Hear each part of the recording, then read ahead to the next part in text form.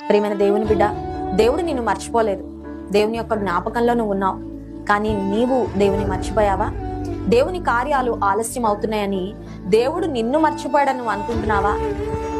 స్త్రీ అయినా తాను కన్న బిడ్డను మరుస్తుందేమో. నేను నిన్ను మరువను, చూడుము నా అరచేతుల్లో నేను చెక్కున్నాను, నీ ప్రాకారంలో నిత్యము నా ఎదుట ఉన్నవని యెషయా గ్రంథం 49వ అధ్యాయం 15-16 వచనాల్లో దేవుని వాక్యం సెలవిస్తుంది. దేవుని జ్ఞాపకాల్లో నువ్వు ఉన్నావు. దేవుడు నిన్ను నిత్యము జ్ఞాపకం చేసుకుంటూనే ఉన్నాడు.